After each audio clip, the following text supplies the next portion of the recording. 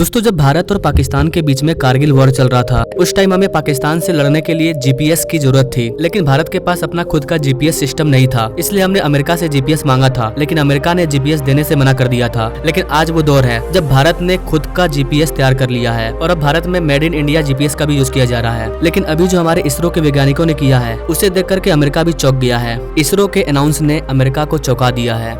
इसरो ने कहा है कि हमारा जो नेविगेशन सैटेलाइट सिस्टम है, जिसको कि हम लोग नाविक कहते हैं, ये भारत का खुद का जीपीएस है।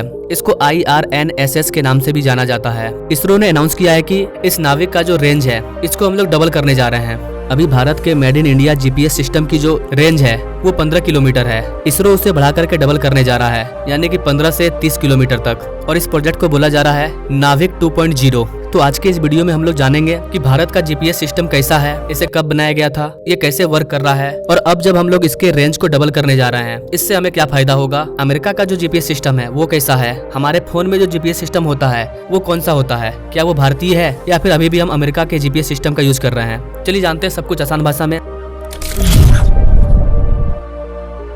ना यहाँ पर आप ये आर्टिकल देख पाओगे, how ISRO plan to boost India's GPS alternative NavIC reach beyond India's borders. मतलब हमारा जो पड़ोसी कंट्री के साथ जो बॉर्डर है, पाकिस्तान, चाइना, वहाँ पर हमने अपने made in India GPS system को लगाया है और उसके रेंज को हम बढ़ा रहे हैं। सबसे पहले गाइस आप नाविक सिस्टम को समझ लीजिए कि भारत का ये जो जीपीएस सिस्टम है ये क्या है, कैसे काम करता है। गाइस इस नाविक सिस्टम के अंतर्गत भारत के द्वारा 10 सैटेलाइट को लॉन्च किया गया है। 9 सैटेलाइट को तो हमने पहले ही लॉन्च कर दिया था, बचे हुए एक सैटेलाइट को हमने अगले साल ही लॉन्च किया है, जिससे कि हम लोग NBS-01 कहते हैं। लेकिन इन टोटल 10 सैटेलाइट्स में से 7 ही सैटेलाइट ऐसे हैं जो कि ऑपरेशनल है। ना यहाँ पर आप इस मैप से समझ सकते हो कि भारत का जो सैटेलाइट है वो किस तरह से भारत के बॉर्डर को कवर करता है और भारत के बॉर्डर की रक्षा करता है। इसका रेंज है 1500 किलोमीटर। तो पहला लिमिट तो यही हो गया कि इसका जो रेंज है वो कम है। इसका दूसरा लिमिट ये था कि इसमें टोटल 21 एटॉमिक क्लॉक को लगाया गया था, जिसको कि हमने इजराइल से लिया था। लेकिन इसमें से 9 क्लॉक ही ऐसे हैं जो कि प्रॉपर वर्क कर रहे हैं, बाकी सब में एरर आ रहा है। इसके बाद आगे जाकर के ये भी पता चला कि इसमें से कुछ क्लॉक ऐसे हैं जो पूरी तरह से बंद हो चुके हैं। इसी का सोल्यूशन निकालने के लिए हमने एक और सैटेलाइट को लॉन्च किया, जिसका नाम था NBS-01। और ये जो सैटेलाइट था ये काफी हैवी था। इसके अलावा हमने इसके अंदर जो एटॉमिक क्लॉक को यूज किया था वो भी भारत के द्वारा ही डेवलप किया गया है, यानी कि ये भारत का पहला ऐसा सैटेलाइट था जिसमें हमने हर चीज खुद का यूज किया था। और इसी टाइम इसरो सोच रहा था नाविक 2.0 को लॉन्च करने के बारे में, यानी कि पिछले साल ही नाविक 2.0 की स्टार्टिंग हो चुकी है। और हमारे इसरो का भी यही टारगेट है कि इसके रेंज को 1500 से हमें 3000 किलोमीटर करना है बियॉन्ड इंडियाज बॉर्डर। इसका सबसे बड़ा फायदा ये होगा कि हमारा ये जो सैटेलाइट होगा वो भारत के साथ साथ आसपास के जितने भी पड़ोसी कंट्री है सभी को कवर कर लेगा। यानी कि भारत के जीपीएस सिस्टम को आप अफगानिस्तान, ईरान, इजराइल, इधर एशियन कंट्री, मतलब भारत के 300 किलोमीटर के राउंड में जो भी कंट्री है वहाँ पर हमारा जीपीएस सिस्टम लॉन्च हो सकता है और वहाँ से हमारा जीपीएस सिस्टम काम करेगा। अभी जो हमारे फोन में जीपीएस सिस्टम है वो अमेरिका के द्वारा बनाया गया है और अमेरिका ने पूरे वर्ल्ड में सैटेलाइट को लॉन्च करके रखा है, जिसकी वजह से हमारा जो जीपीएस है वो दुनिया में कहीं भी काम करता है। ठीक वैसे ही हम लोगों ने अपना खुद का जीपीएस सिस्टम बना दिया है और आगे आने वाले समय में हम इसे पूरी दुनिया में लॉन्च कर देंगे।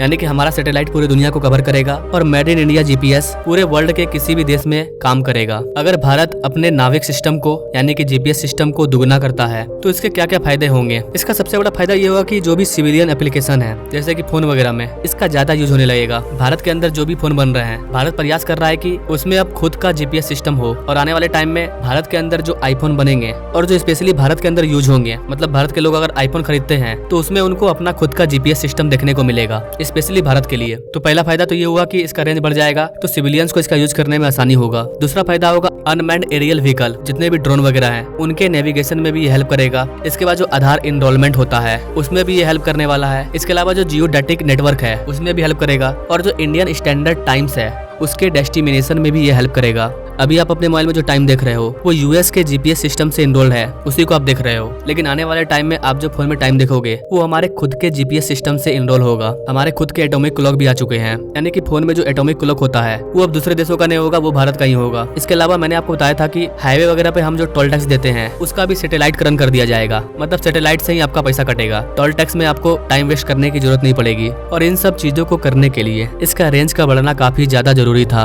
और इसके रेंज को धीरे धीरे बढ़ाया जा रहा है। है, डायरेक्ट हम इसके रेंज को डबल कर रहे हैं। अगर हम लोग नाभिक के रेंज को बढ़ाते हैं तो भारत में आप जो फोन यूज कर रहे हैं Xiaomi, Poco, Oppo, Vivo, OnePlus, इन सब में आपको made in India GPS system देखने को मिलेगा। तो ये भारत के द्वारा उठाया गया एक बड़ा कदम है, इससे हम आत्मनिर्भर बनेंगे। जहाँ तक मेरी ओपिनियन की बात है तो मुझे लगता है कि हमारा खुद का सब कुछ होना चाहिए। अभी हाल ही में गूगल ने अपने टैक्स को बढ़ा करके 30% कर दिया था, मतलब 100 रुपया में आपको 30 रुपया गूगल को ही देना होगा। ये सब तभी हो रहा है क्योंकि उनको पता है कि भारत हम पर पूरी तरह से डिपेंड है। वही अगर भारत का अगर खुद का गूगल होगा, खुद का जीपीएस सिस्टम होगा, तो हमें किसी पर डिपेंड नहीं रहना पड़ेगा और हमारा पैसा भी बचेगा और हम आत्मनिर्भर भी बनेंगे। तो आपको क्या लगता है, आप क्या सोचते हैं इस चीज के बारे में कमेंट करें। नाउ थैंक्स फॉर वॉचिंग, मिलते हैं अगले वीडियो में एक नई जानकारी के साथ, तब तक के लिए जय हिंद।